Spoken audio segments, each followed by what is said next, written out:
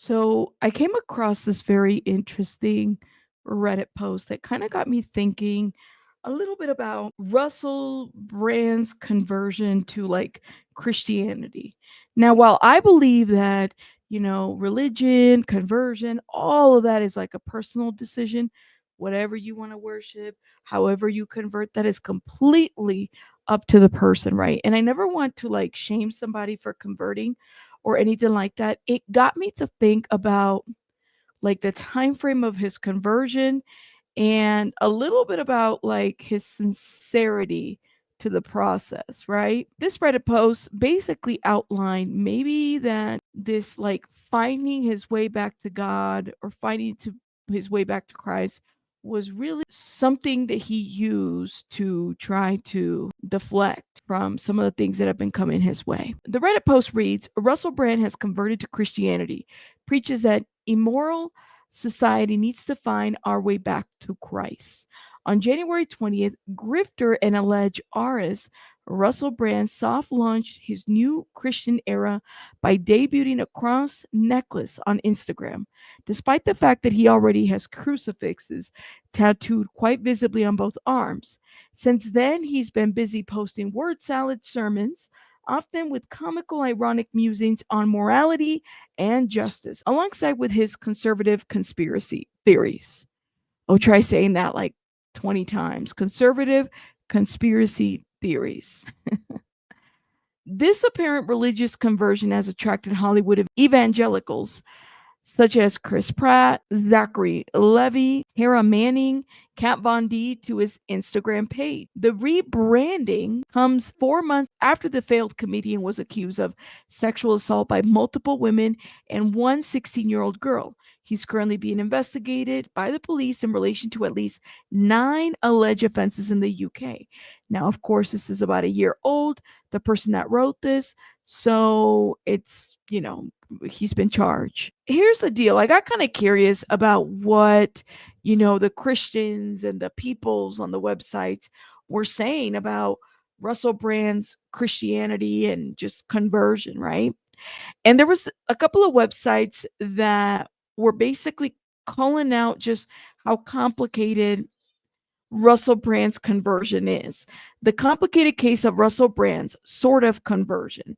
And so the question then becomes, how do we cheer on someone's walk towards Christ without minimizing the pain of their past actions? As Russell Brand speaks of needing a personal relationship with Jesus months after being accused of sexual offenses, and this is what the question is how do you cheer somebody's walk with Christ when there's so much behind this person? And I thought their point was very interesting.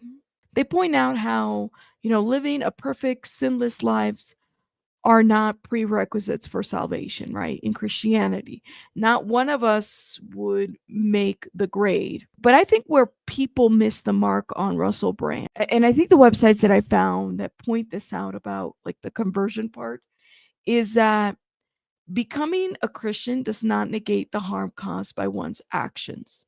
Victims still have a right to justice. And I think that that is so important, right? When I get people that say they're trying to bury him or it's a what's the word? It's an attempt to go after this man to, you know, he's exposing X, Y, and Z. And I have to kind of wonder, guys, is he really exposing anything that we don't already know? It's great that he has found his calling, but that shouldn't take away from any justice that, should happen. There are some things that I think that Russell Brand has to reconcile with, right? He has self-admitted that, he's done some shady shit in the past. Okay, that's great. Why does the public have to be accepting of that? Why do I have to accept that? Or why does everybody have to accept his reconciliation and his walk with God is a personal choice? And that's the thing that really gets me about this, making all this public. Um, I consider myself to be religious. I consider myself to be very spiritual, probably more spiritual than religious, honestly. But it's a private matter between myself and God. Just like many people have private matters between them.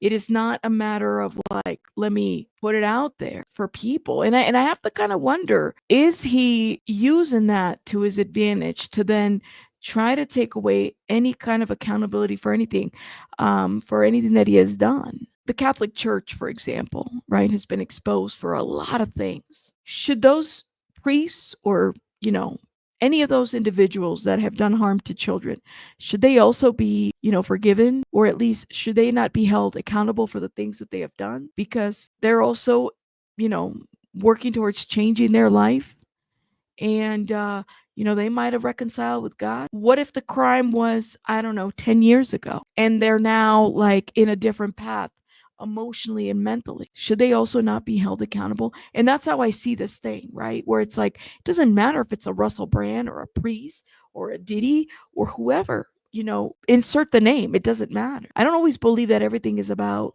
bringing a person down. It's interesting to me how Russell Brand was like all about one way when he first came out and being controversial, to suddenly he's on this side and he's tapped into the political agenda and tapped into various areas and gained supporters from that, to willfully look away at everything else. Let's just say that Russell Brand never found God and it's just Russell Brand. Would everybody still be very forgiving? Would everybody still leave me comments talking about he changed his life? I mean, I have to wonder.